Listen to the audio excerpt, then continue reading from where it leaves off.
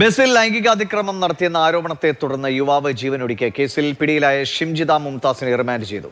Judicial 1-ാം class magistrate കോടതിയാണ് ഷിംജിതയെ 14 ദിവസത്തേക്ക് remand ചെയ്തത്. യുവതിയെ മഞ്ചേരി ജയിലിലേക്ക് കൊണ്ടുപോയി. ഇംതിയാസ് കരീം വിവരങ്ങളുമായിട്ടുണ്ട്. ഇംതിയാസ്, ഒളിവിലാണെന്നാണ് അറിഞ്ഞിരുന്നത്. കേരളം വിട്ടേക്കും, രാജ്യം വിട്ടേക്കും എന്നുള്ള അഭ്യൂഹങ്ങളൊക്കെ ഉണ്ടായിരുന്നു. പക്ഷേ മഞ്ചേരിയിലെ ബന്ധുവീട്ടിൽ നിന്ന് തന്നെ ഇവരെ പിടികൂടുന്നു. എങ്ങനെയായിരുന്നു പോലീസിന്റെ നടപടികൾ? കോടതിയിൽ എത്തിച്ചതെങ്ങനെ?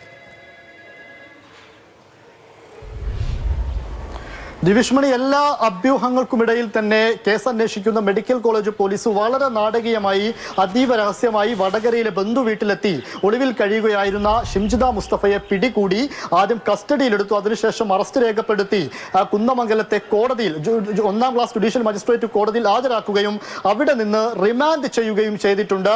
മഞ്ചേരിയിലെ ജയിലിലേക്കാണ് കൊണ്ടുപോയിട്ടുള്ളത്. അല്പസമയത്തിനകം മഞ്ചേരിയിലെ ജയിലിൽ പോലീസ് ഷിംജിതയുമായി എത്തുകയും ചെയ്യും എന്നുള്ളതാണ് കാര്യം.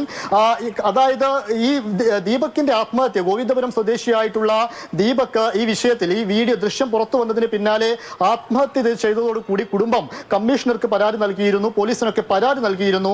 ആ പരാതിയിൽ BNS 108 പ്രകാരം ആത്മഹത്യാ പ്രേരണ കുറ്റം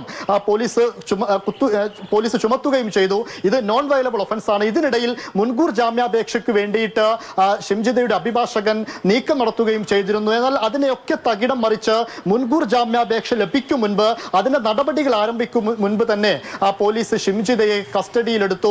ബാക്കി നടപടികൾ പൂർത്തീകരിച്ചു എന്നുള്ളതോടു കൂടിയാണ് ഇപ്പോൾ കാര്യങ്ങൾ എത്തി നിൽക്കുന്നത്.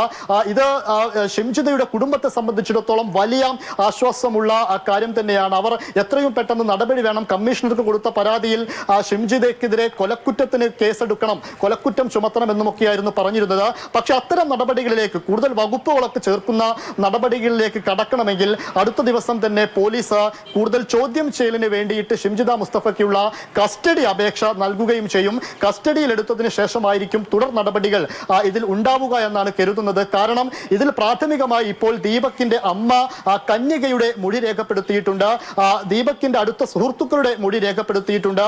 അതോടൊപ്പം പയ്യന്നൂരിൽ ഈ ബസ്സിലുണ്ടായിരുന്ന ജീവനക്കാരുടെ മൊഴി രേഖപ്പെടുത്തിയിട്ടുണ്ട്.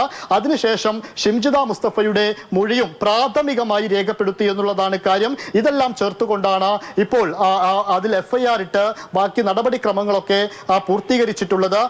എന്തായാലും ഇനി അടുത്ത നടപടികളിലേക്ക് കടക്കണമെങ്കിൽ കസ്റ്റഡി അപേക്ഷ നൽകി ബാക്കി നടപടികൾ പോലീസ് പൂർത്തീകരിക്കുമെന്നുള്ളതാണ്. എന്നാൽ ഷിംജിതയുടെ അഭിഭാഷകൻ ഇന്ന് പറഞ്ഞത് ജാമ്യം ലഭിക്കാനുള്ള ജാമ്യത്തിനുള്ള അപേക്ഷ നൽകിയിട്ടുണ്ട്. അതുമായി ബന്ധപ്പെട്ടുള്ള നടപടികൾ ഫോളോ ചെയ്യും. അത്തരം കാര്യങ്ങളും നാളെ മുതൽ തുടങ്ങുമെന്നാണ് അഭിഭാഷകൻ ചർച്ച ആത്മഹത്യയായിരുന്നു ദീപകിന്റേത്. ഒരു റീൽസ് അപ്ലോഡ് ചെയ്യപ്പെടുകയും അതിന് പിന്നാലെ ആ വിഷയത്തിൽ മനം നൊന്ത് ദീപക് ആത്മഹത്യ ചെയ്യുകയായിരുന്നു. വലിയ പ്രതിഷേധം ഇക്കാര്യത്തിൽ ഉണ്ടായി.